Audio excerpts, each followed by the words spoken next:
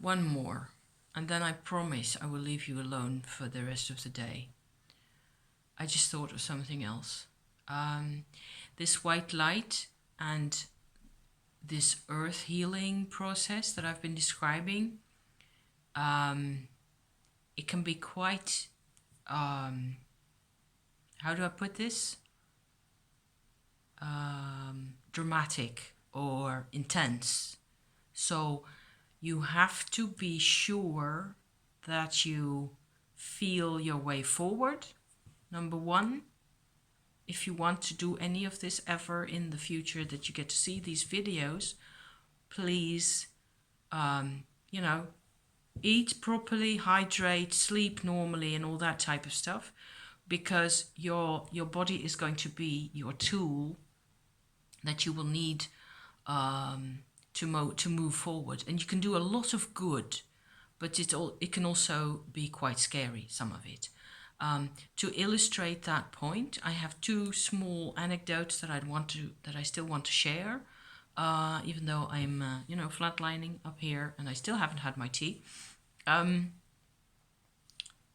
one time, I had let's call this a ghost whisperer experience, okay, where I was feeling this. I had this clogged up sensation in the Earth star, and everything was just, hopeless, and there was no movement, and I knew that I had to do something about this.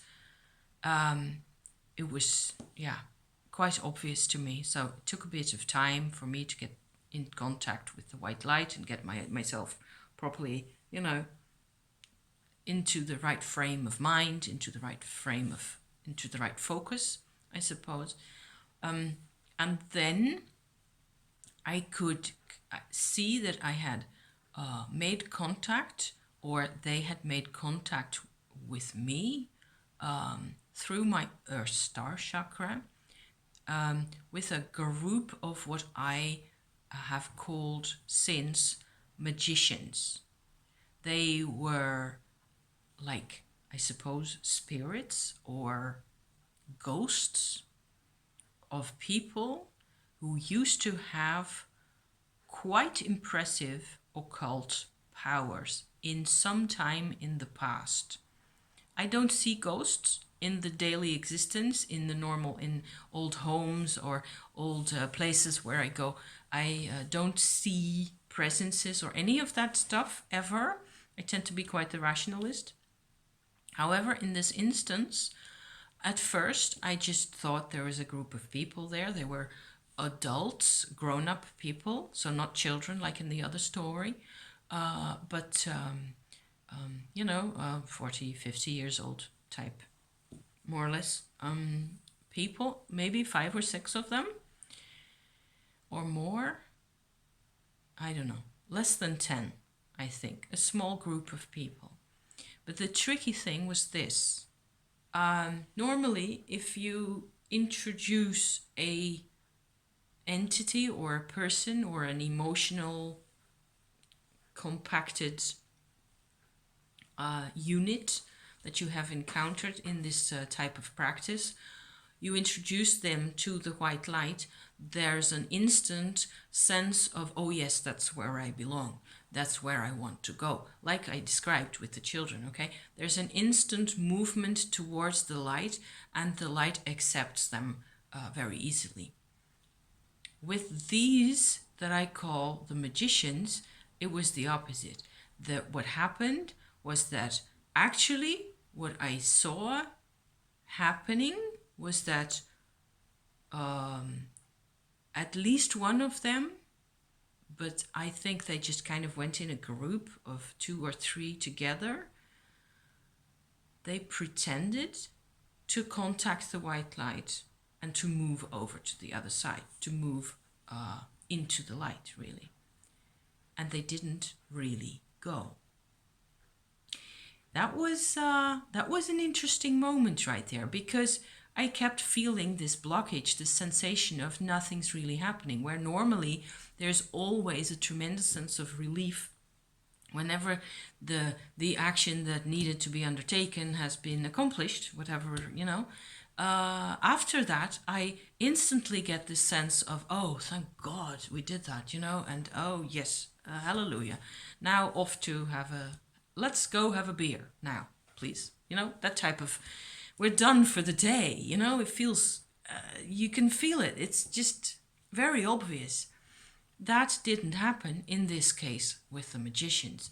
And that's why I call them magicians, because they obviously had an agenda. They obviously knew what they were up to. And they just hid. They had a trick. I have no idea what it was, but they managed to hide. And I had to hunt them down. And I did that. And I said, I am not taking any of this. You are going now. Because I'm here. I'm having a hormonal imbalance because you guys. So you just want to skedaddle, right?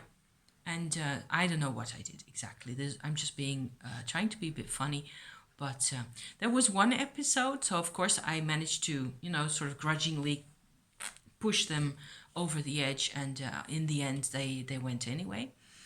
Number 2 was a non-human creature, very big, and left a big hole behind. And I won't go into any description. It'll be, you know, Harry Potter-ish type scary character. I had never seen anything like it. I have never seen anything since. It inhabited my earth line grounding space, and it has probably inhabited that for as long as I've been around, and potentially it had something to do with my ancestors as well. So I just thought I have to put these 2 little bits up there. It was rather easy to get this dark creature to go up as well, because I could kind of understand what it was there for. It was scary, but I only, you know, had to sort of point it in the right direction, and it went easy enough. So I just hope this makes some of this makes sense to somebody out there. The rest of you will think I'm nuts, and I am. I suppose I am. It's just that it's a bit of the work I tend to do, and I always feel much better afterwards, and I'm a much more happy camper. So I suppose that's okay then, right? I'm not dangerous. I don't use this ever against people. I wouldn't know how. So let's just not go there, okay? See you in the next session for cards, most definitely, because I'm done with this now, and I suppose you are too. Bye-bye.